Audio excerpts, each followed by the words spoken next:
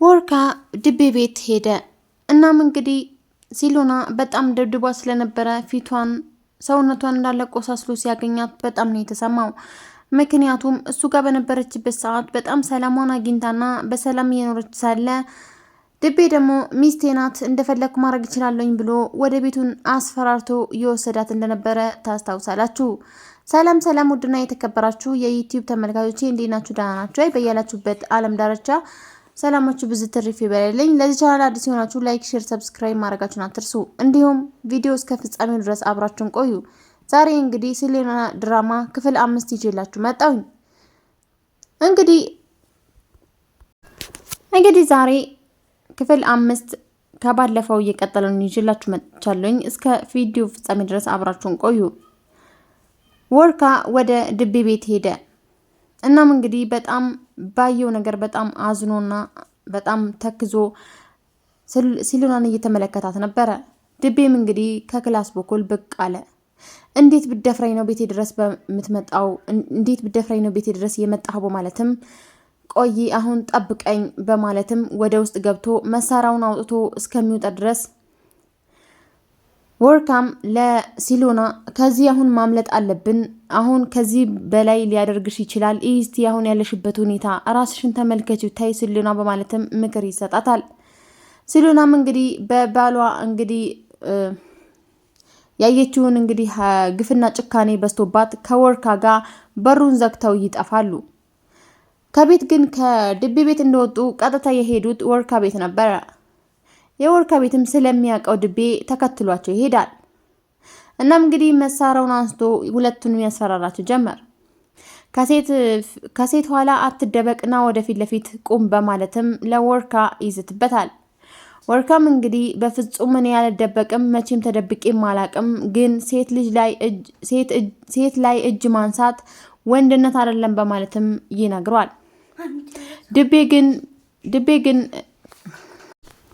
ድቤ ግን በጣም በጭካኔና በጣም በቁጭት አይን እያያቸው ነበር። ወንድነት ማለት ሴትን ልጅ እንደዚህ ማሰቃየት አይደለም። እኔ ሲጀመር ያገባሁ ለአባቴ ብዬ ነው። እናም አንተም አትወደኝም፣ እኔም አልወድም። ከዚህ በኋላ አልፈልግህም፣ ከህይወቴ ውጣልኝ በማለት ሲሎና የመጨረሻ ንግግሯን ትናገራለች።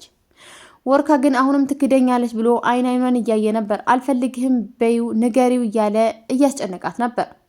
ሲሎናም እንግዲህ ወርካ የሚፈልገው ንግግር ለባሏ ድቤ ተነግሯለች። ድቤም እንግዲህ ከዚህ በኋላ አሳይሻለሁኝ የአባትሽን ቤት ሸጠውና ከዚህ በኋላ ጎዳና ላይ የምጥለው እያለ ያስፈራራት ጀመር። ከዚህ በኋላ እኔ አልፈራህም፣ የፈለግከውን ነገር ማድረግ ትችላለህ በማለትም ሲሎና ትመልስለታለች። እናም እንግዲህ ወርካ ለድቤ አይኑን እያየው ሳለ እንግዲህ አስፈራርቶና ፎክሮ ከቤት ዘግቶባቸው ይወጣል። በመቀጠልም እንግዲህ እንዴት ግን ቢንቅሽ ነው ይሄን አክል እስከምትሆኝ ድረስ አንቺ ከሱ ጋር የምትኖሪው? ለምንድነው ራስሽን ማታስቀድሚው? በማለትም ወርካ ለሲሎና ይነግራታል። ሲሎናም ይሄ ሁሉ ነገር ማድርገው ለአባቴ ብዬ ነው በማለትም እኔ ግን አሁን ራስ ወዳድ ነኝ፣ የራሴን ህይወት አስመርጬ አባቴን ግን ጎዳና ላይ ያስጣልኩት በማለት በቁጭት ትንገባገባለች። እናም እንግዲህ እንድትረጋጋ ብሎ ቅባት ጸጉሯ ላይ እያረገ ከዚህ በኋላ ያንን ህይወት አትደግሚው፣ አንቺ ይሄንን አይኖችሽን በፍጹም ማልቀስ የለባቸውም ብሎ እያጽናናት ይገኛል። በመቀጠልም እንግዲህ ሜላት እንግዲህ ወደ ቤታቸው አሁንም ትመጣለች። በፍጹም እንግዲህ በጣም የምታፈቅረውና በጣም በፍቅሩ የምትንገበገበው ሜላት በፍጹም የነ ወርካ ቤት መተው አልቻለችም። እና እንግዲህ እዛው ሲሎናን ስታገኛ በጣም ነው የተናደረችው። ምክንያቱም ባሏ ጋር ሄዳለች ስላላት መጀመሪያ ሄዳ ስለነበረ አረፍኳት፣ ከዚህ በኋላ እኔና ጓደኛዬን አንድ ላይ እንኖራለን በማለት እንግዲህ ሜላት ያሰበችና ያቀደች ቢሆንም ተመልሳ ግን ወደ ወርካ ቤት ስትመጣ በጣም ነው የተናደደችባት። አንቺ መድረሻ ቤት አሁንም እንግዲህ ባሌን ልትነጥቂ ነው ወይ? አሁንም ጭራሽ በቤቴ በማለት በጥፊ ትመታታለች። ባየው ነገር እንግዲህ የተናደደው ወርካ ምንም ነገር አላላትም። ሲሎናን ያጽናናታል። እናም እንግዲህ አሳይሻለሁ እስከምትሞቺ አለቅሽም በማለትም ወደ ድቤ ተቀጣጥራ ትሄዳለች። ድቤና ሜላት እንግዲህ መጠጥ ቤት ይገናኙና ከዚህ በኋላ ምን ማድረግ እንዳለባቸውና እንዴት አድርገው ወርካንና ሲሎናን ማጥቃት እንዳለባቸው ያስባሉ። እናም እንግዲህ ቆንጅዬ ነገር ማሰብ አለብን። ዳግም እንግዲህ እንዳይሞቱ እንዳይድኑ አድርገን እናግታቸዋለን በማለት እሱ ሀሳብ ቢያቀርብም ሜላት ግን በፍጹም ወርካን እንዲጎዳና እንዲሰቃይ ስለማትፈልግ በፍጹም ያንተ ሀሳብ አይረባም በማለትም ታጣጥልበታለች። እና ታዲያ ቆንጆ ሀሳብ ካለሽ አቅርቢያ ይላታል። እሷም እንግዲህ በፍጹም ቆንጆ ሀሳቦችን ማመንጨት አለብን እንጂ በዚህ ሀሳብ አይሆንም፣ እኔ ወርካን እንዲጎዳብኝ አልፈልግም፣ ባለጌዋ ሚስትህ ናት በማለትም ትነግረዋለች። አይ እንግዲህ ከዚህ በላይ እኔ ማሰብ አልችልም በማለትም እሷን እዛው ጥሏት እሱ ይሄዳል። በጣም በሚገርም ሁኔታ ቤት ከገባ በኋላ እሱ ጋርዶችን ሰብስ ማለት ያው ደብዳቤ እንትን ብሎ ያስደበድባል ወርካ እና ወርካ በጣም በሚገርም ሁኔታ ተዝለፍልፎና ራሱን ስቶ ነው ቤት የመጣው። እናም በጣም በሚገርም ሁኔታ ሲሎና ደግሞ ትታው ልትሄድ ደብዳቤ ጽፋለት ከዚህ በኋላ በአንተና በሜላት መካከል መግባት የለብኝም፣ ምክንያቱም እና ሜላት በጣም ነው የምትወድህ፣ እኔ የሰው ቤት ገብቼ ሰውን በጥብጫለሁኝ፣ በቃ ከዚህ በኋላ ሰራተኛትን ቢሆን ገብቼ ራሴን ማስተዳደር መቻል አለብኝ ብላ ሲሎና ታስባለች። እናም እንግዲህ ደብዳቤ ጽፋለት ልክ ልትወጣ በሩን ስትከፍተው ወርካ በሩ ላይ እንግዲህ ተጥሎ ታገኘዋለች። ደግፋ እንደምንም አዝለፍልፋ እንግዲህ አስገብታ ታስተኛዋለች። እጁንም እንዳይሰራ እግሩንም እንዳይሰራ አፉንም እንዳይናገር ጭንቅላቱን እንዳያስብ አድርገን ቅጥቅጥ አድርገነዋል ብለው ለድቤ ደውለው ይነግሩታል። ድቤን ጎበዞች በጣም ቆንጆ ስራ ነው የሰራችሁበትን ታገኛላችሁ፣ ገና ስራውን አልጨረሳችሁም፣ እኔ ማን እንደሆንኩኝ አላወቀኝም እና እኔ እንዳስደበደብኩት ነገራችሁት ወይ በማለትም ይጠይቃቸዋል።